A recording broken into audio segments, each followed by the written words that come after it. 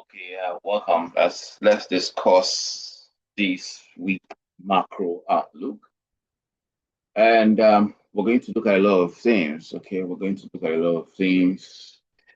This is going to break down what this report or what this outlook contains. Okay, we're going to look at major themes and how you can, navigate it. So I promise to be making this video every weekend, okay, or probably Monday morning, as the case may be, really. And so let's just dive into it quickly. Before you watch this video, please ensure you watch how to read the report.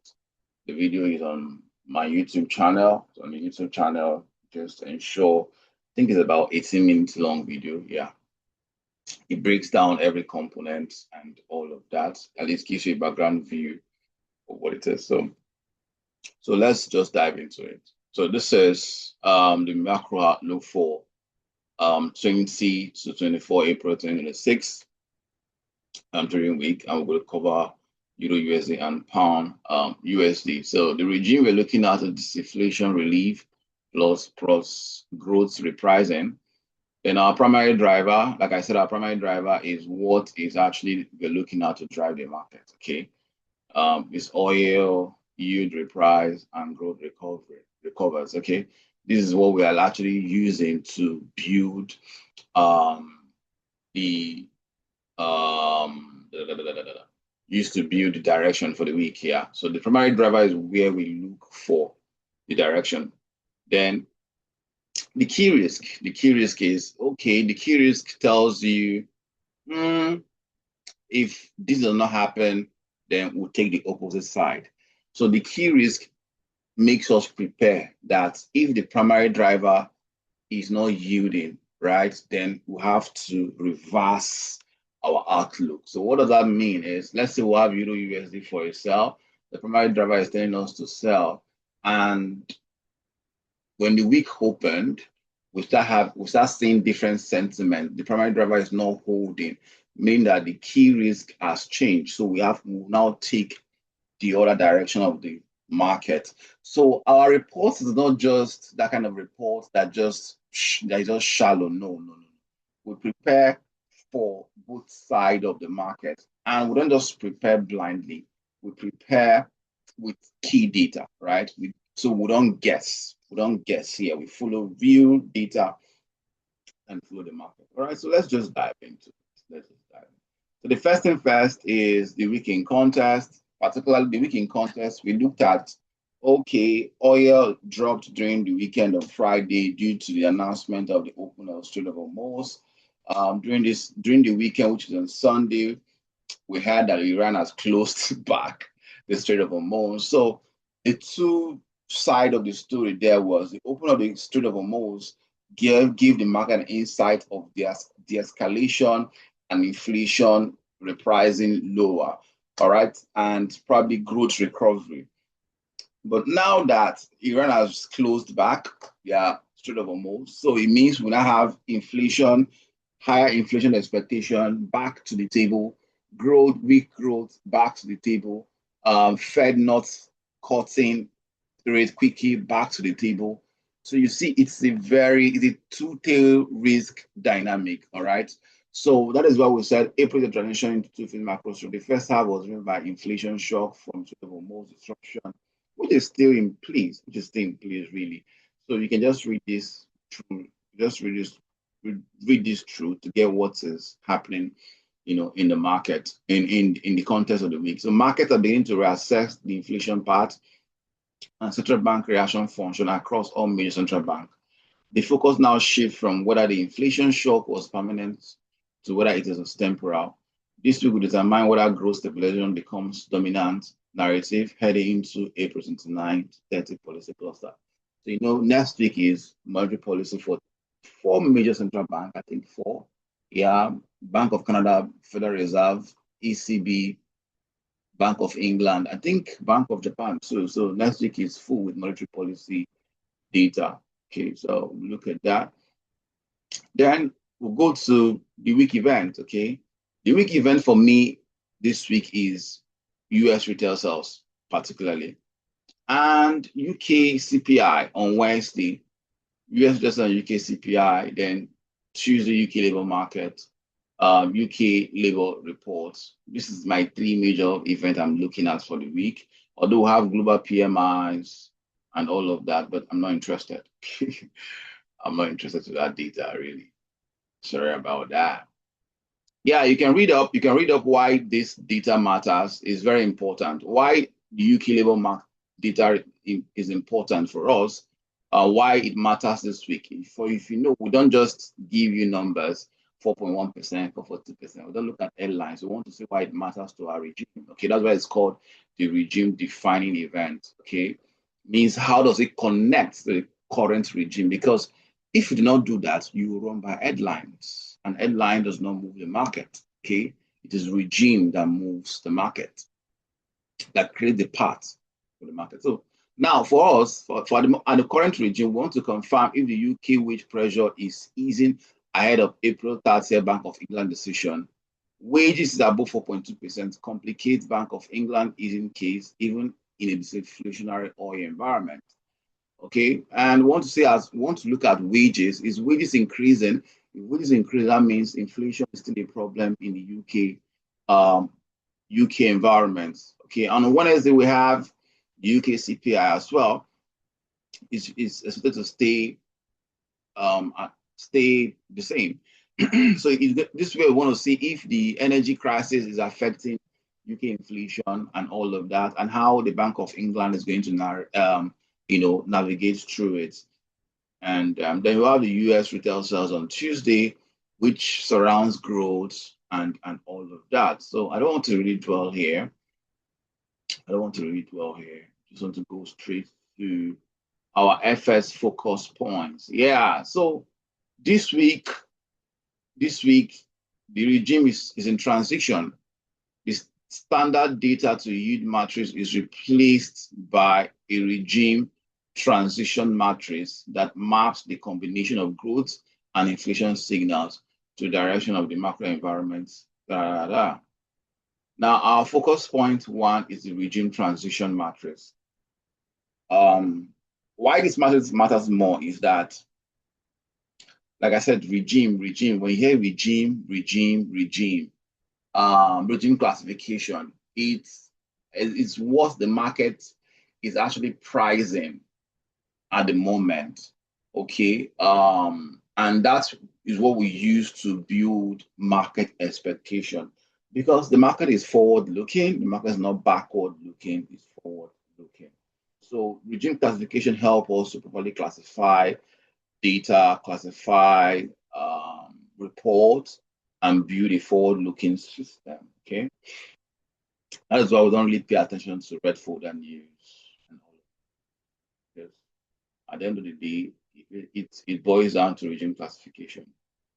So the scenario one we have here is growth repricing, the growth signal, inflation signal, the yield reaction, the Euro USD and pound USD probability. So the most probability case we have here is that growth repricing base case. And why we're having the growth repricing base case is because we are thinking that oil is going to fall below $90 to $80 and all of that due to the announcement of the opening of Strait of Hormuz. But at the moment, Hormuz is still closed. Okay, so growth repricing case is now at risk. Okay. Then, but if growth repricing becomes the case, then we'll see a bullish USD, which was our case for the week. Then, if disinflation dominates, if we see more disinflation threats in the market, then we'll see more stronger bullish Euro USD, which is 30%. Then we have inflation returns, which is stable. Inflation returns, then we'll see bearish Euro USD. So if inflation returns to the table, that means if we hear that there is still the escalation, then inflation will be a case for us. Then, of course, Euro USD will sell further. Okay, Euro USD will sell further. That's why you have bearish 25%. Okay. how to interpret the regime transition. If you look at the regime transition, it said growth repricing, which is our base case. And why we're saying growth repricing is because if oil stabilizes, growth will pick up. Okay, growth will pick up. But if oil does not stabilize, growth is threatened. Okay, so which is why we said oil drop, oil drop reduces inflation fear without collapsing growth. Growth expectation improve modestly. Fed is not forced to cut or hike. USD lost its inflation premium gradually. Euro USD and pound USD drift higher without a sharp directional catalyst. Now, the other one we have is disinflation dominates. If disinflation dominates. Now, oil continues falling sharply. Inflation expectation collapse beyond energy. Yield fall aggressively below 3.6%. USD weakens strongly. Both pairs rally with conviction. This is the scenario that most aggressively set up a dovish framing for April 30 policy cluster. The third one we have is inflation returns. Remember, this is the three things we have here.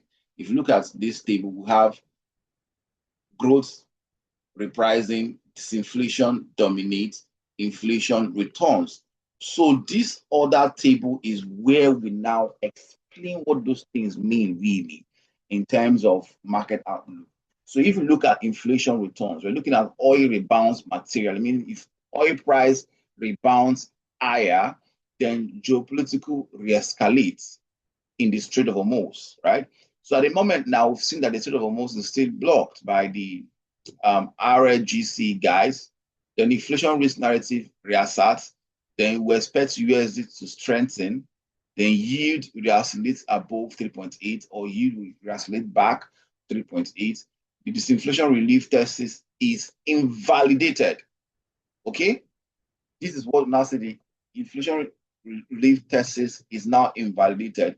And the April monthly outlook inflation risk transition regime reasserts. Okay? It reasserts. And that will be the case. Then, so this is MacroLab FS notes, which just to give a little bit summary. Oil is a fulcrum this week. Every data print runs through the oil price lens. Strong US retail sales with falling oil is the cleanest growth pricing signal. Okay. Strong UK CPI with rebounding oil is the fastest route back to the inflation return scenario. Watch crude as the early warning indicator before any data relieves fire. So oil still remains our anchor for the week. Whatever oil is doing, that's what we want to do. Okay.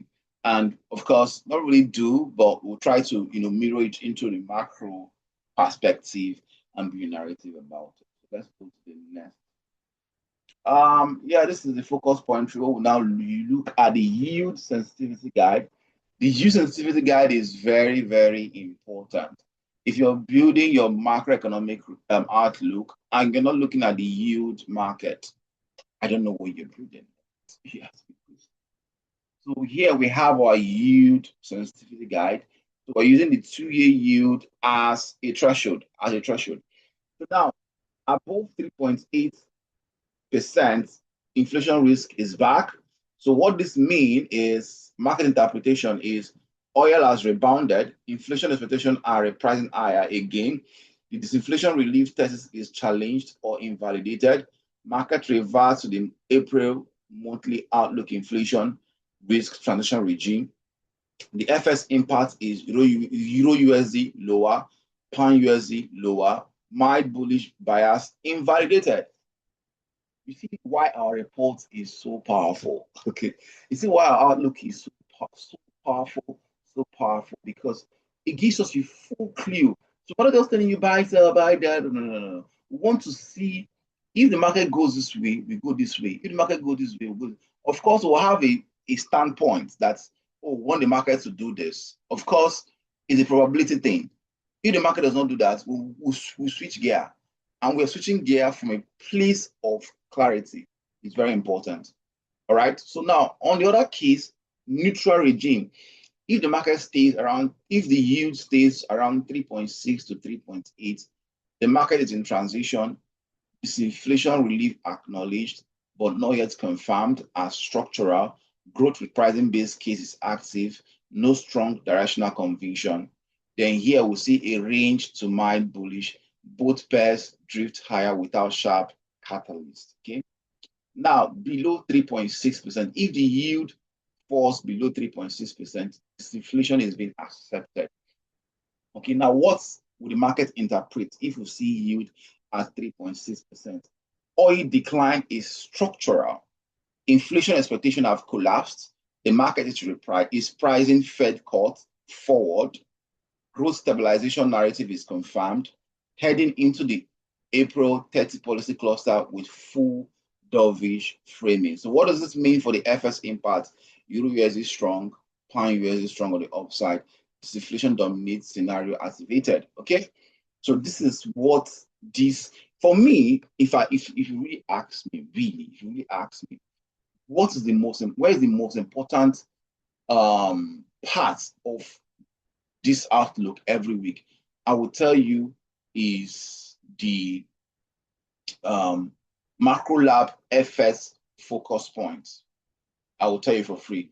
The MacroLab FS focus point is where you will understand what you are expecting in the market. So if the market does this, I do this. If the market do this, I do this. Do you get? So the MacroLab FS focus point is where you really want to digest, understand, and have it at the back of your mind as you go into the markets on Monday, Tuesday, Wednesday, and all of that. Okay, so you read the focus point one, you read, what is that? You read the focus point one, then you read the focus point two, is very, very elaborate to understand. Then you read the focus point three, okay? You read the focus point three.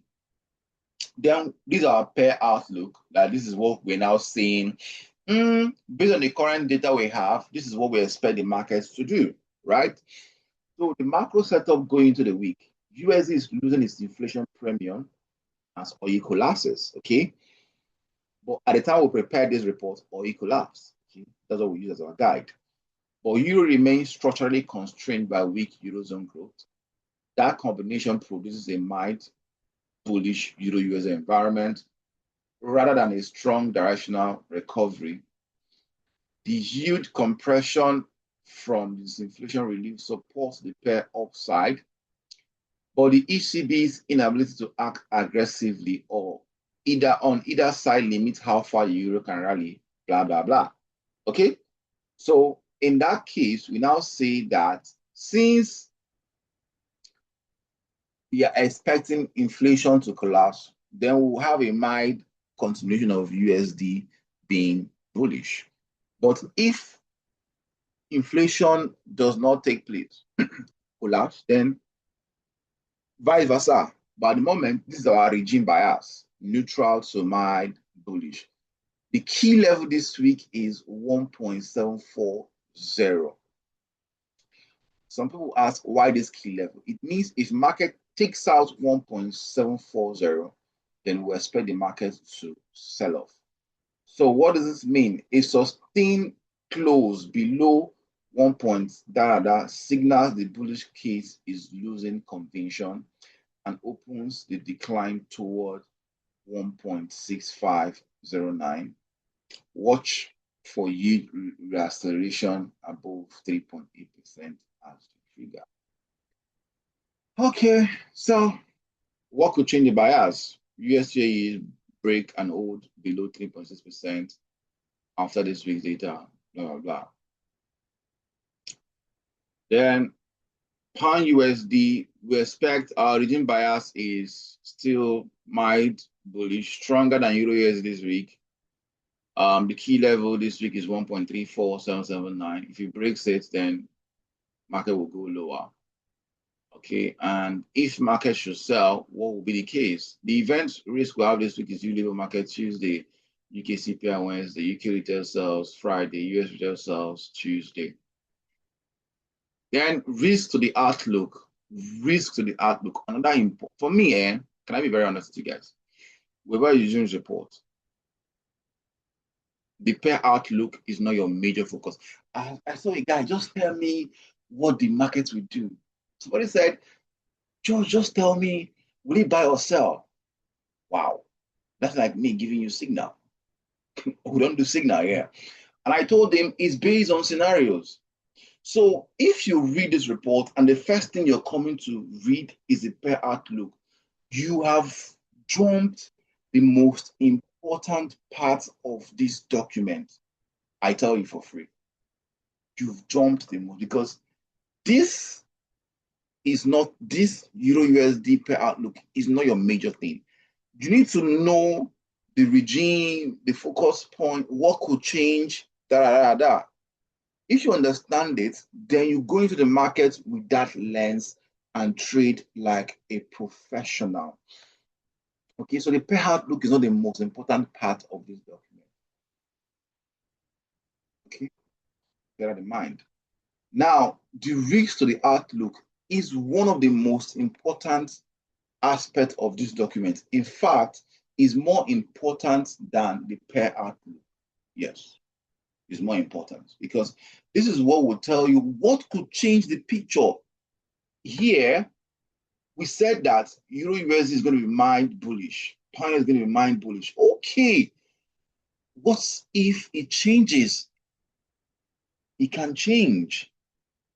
But if it changes, will you be confused? No, you're not expected to be confused. You expect to know what changed it immediately and act upon it. That is the difference between the guy who is navigating the market without understanding the macroeconomic regime, then you will have access to this report. So you're more informed. And that's what we are saying. Okay, you have to be informed. So the primary risk is false disinflation signal. If we see that this inflation signal we're leaning on is a false one, then the market will reprice, Euro USD will reprice lower, Pound USD will reprice lower. That means for the week, we're expecting the Euro USD and Pound USD to sell. Then we'll look for a good spot to find an entry and participate on that sell. Okay. Now, this case, the primary this week is that the oil-driven disinflation proves temporal, while the reopening of Strait of Hormuz has eased immediate supply constraint. The presence of a U.S. naval blockade and unresolved geopolitical tension means supply disruption risk remains active. If oil stabilizes or rebounds materially towards 95 to $100 range again, then inflation expectation will reprice higher again, pushing two-year yield back above 3.8%, reversing the mild bullish bias on both pairs and forcing the market to enter the April 29 to 30 policy cluster with an inflation risk framing rather than a growth recovery framing. This speed of that reversal will be significant given how aggressively disinflation relief trade has been priced in over the past week. So I want you to take this thing, reversing the mild bullish bias on both pairs. So if we see a rebound of oil towards 95 to 100, we'll not say inflation is bad, then we'll start pricing. So what's the cause? At the moment, we see that Iran has not accepted the opening of Strait of Hormuz. We still have escalation in Middle East and all of that. So market is not still clear, does not have confidence on that disinflation relief.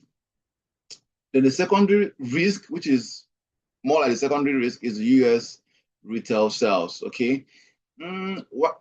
What I know is whatever the scenario is on the primary risk, US retail sales will follow. Don't worry yourself about trying to know all of these numbers. Okay. Whatever the primary risk takes on for the week, US retail sales will price towards that regime because it will be to play a forward-looking perspective.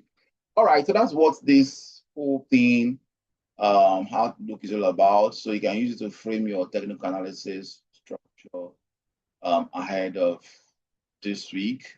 We'll keep updating you guys on the group, on the channel, and all of that as the market reopens. Okay. Wish you guys a successful week of trading. Bye.